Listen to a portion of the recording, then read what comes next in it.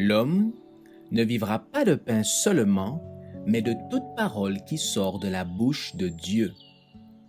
Voici votre moment de méditation quotidienne.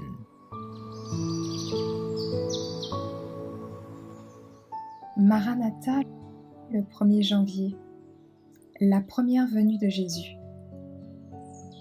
Mais lorsque les temps ont été accomplis, Dieu a envoyé son Fils, né d'une femme, né sous la loi, afin que nous reçussions l'adoption. Galates 4, versets 4 et 5. La venue du Sauveur avait été annoncée en Éden.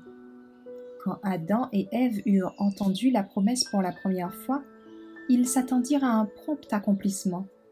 Leur premier-né fut reçu avec joie, dans l'espoir qu'il serait le libérateur. Mais l'accomplissement fut différé. Ceux qui avaient été les premiers à recevoir la promesse moururent sans l'avoir réalisée. Depuis les jours d'Enoch, la promesse fut répétée par l'entremise des patriarches et des prophètes, de manière à maintenir vive l'espérance de son apparition, mais il ne vint pas encore. La prophétie de Daniel fit connaître le moment de son avènement, mais le message ne fut pas bien compris de tous. Les siècles se succédèrent aux siècles. Enfin, la voix des prophètes se tut.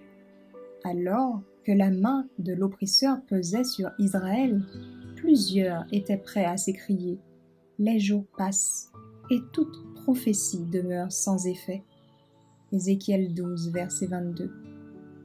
Semblables aux étoiles parcourant en vaste orbite la voie qui leur a été tracée, les desseins de Dieu ne connaissent ni hâte ni retard. Par le symbole des épaisses ténèbres et de la fournaise fumante, Dieu avait prédit à Abraham la servitude d'Israël en Égypte, et il avait fixé à 400 ans la durée de leur séjour. Ensuite, avait-il dit, « Ils sortiront avec de grandes richesses. » Genèse 15, verset 14.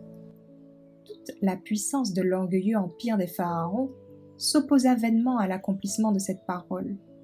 Le même jour, celui que la promesse avait fixé par avance, toutes les armées de l'Éternel sortirent du pays d'Égypte. Exode 12, verset 41. De même, l'heure de la venue du Christ avait été décidée dans le conseil céleste. Et quand la grande horloge des siècles marqua l'heure indiquée, Jésus naquit à Bethléem. Lorsque les temps furent accomplis, Dieu a envoyé son Fils. La Providence avait dirigé les mouvements des nations, les vagues des impulsions et des influences humaines, si bien que le monde était mûr pour l'apparition du Libérateur. Les nations se trouvaient réunies sous un même gouvernement.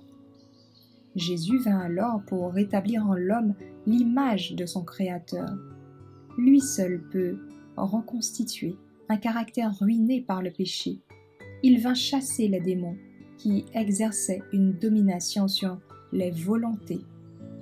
Il vint nous arracher à la poussière et remodeler les caractères déformés pour les rendre semblables au divin modèle et leur communiquer la beauté de sa propre gloire.